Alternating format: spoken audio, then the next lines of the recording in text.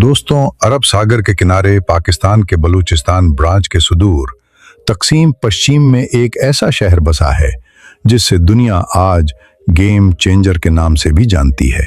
लेकिन उस शहर का असली नाम और पहचान उसकी हवाओं में छुपी है। बात कर रहा हूं वेदर की गवादर। शद दो बलूची शब्दों से मिलकर बना है, गवाद यानी हवा और दर यानी दरवाजा। यानी इसका मतलब ये जगह सिर्फ मछुआरों की एक छोटी सी बस्ती थी जहां रेत के डेले और समंदर की लहरें आपस में बातें करती थीं। लेकिन आज ये शहर दुक्षर एशिया की राजधानी और व्यापार का एक अहम केंद्र बन चुका है।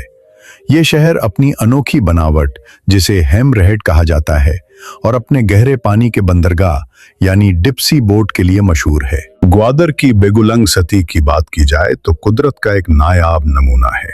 ये शहर एक परिंदे सुलह यानी प्राइज हुई पर मजा है, जो अरब सागर में एक हथौड़े यानी एमरहेड के आकार में निकला हुआ है। उसे कोहे बातिल कहा जाता है। ये ऊंची चट्टान शहर को समंदर की तेज लहरों से बचाती है और उसे मैं और ईरान की सेफा से मोतर हंजा 20 किलोमीटर की दूरी पर मौजूद है। यहाँ का भूगोल बड़ा ही विरोधाभासी है। एक तरफ अनतकलीम देना समंदर है तो दूसरी तरफ बलूचिस्तान का सूखा और पथरीला रेगिस्तान। ग्वादर का इत्तेहाद किसी फिल्म कहानी से कम दिलचस्प नहीं है। ये जमीन सदियों से सिकंदर महान यानी अलेक्जेंडर ग्रेट से लेकर पुर्तगालियों और मुगलों के कदमों की गवाही रही है।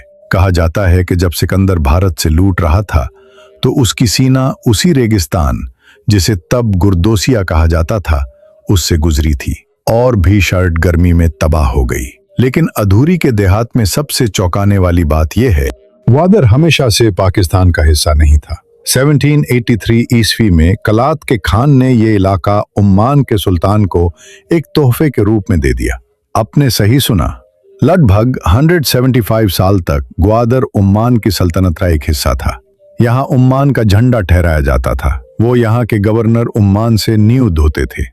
जब 1947 में पाकिस्तान पर 1958 में पाकिस्तान सरकार ने कोर्ट ने बातचीत के बाद उम्मान से ग्वादर को खरीदा। ये सौदा उस समय लगभग 5.5 अरब रुपए में हुआ। 8 सितंबर 1958 को उत्कारी तौर पर ग्वादर पाकिस्तान का हिस्सा बना। ये शायद आधुनिक इतिहास का एकमात्र ऐसा उतारा है जहां किसी देश ने अपनी जमीन खरीदी को। आज जो ग्वादर हम देखते हैं वो इसी अभी हासिल सौदे की टीम ने।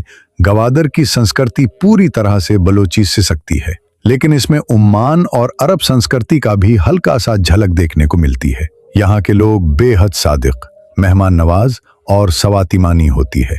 ग्वादर के लोग पारंपरिक ग्रुप से सुंगी प्रीवी होते हैं। बिंजू यहाँ का एक ट्रमक हुआ थेंडर मारा जाता है, जिसके धन पर लोग गीत गाए जाते हैं। खापा की बात करें तो ग्वादर का खाना समंदर की दिन है।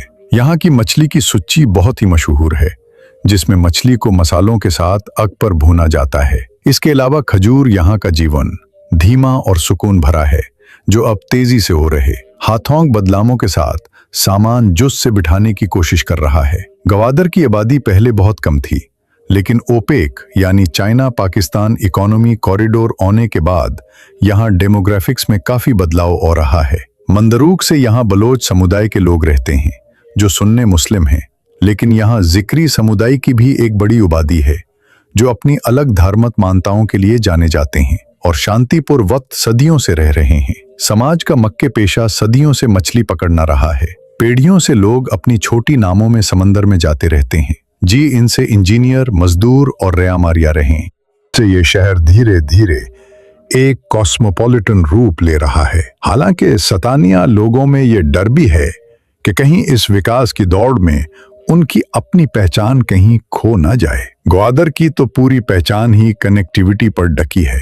इससे दुनिया के नक्शे पर लाने वाली सबसे बड़ी चीज है। ये चीन के लिए बहुत महकूम है, क्योंकि उसे अरब सागर और मतपुर तकसीबी पहुंच देता है। ग्वादर तक पहुंचने का रास्ता बहुत ही शानदार है। कराची से ग्वादर को जोड़ने वाला मकरान कोस्टल हाईवे दुनिया की सबसे खूबसूरत सड़कों में से किक मारा जाता है। दोस्तों, आज की वीडियो में इतना ही।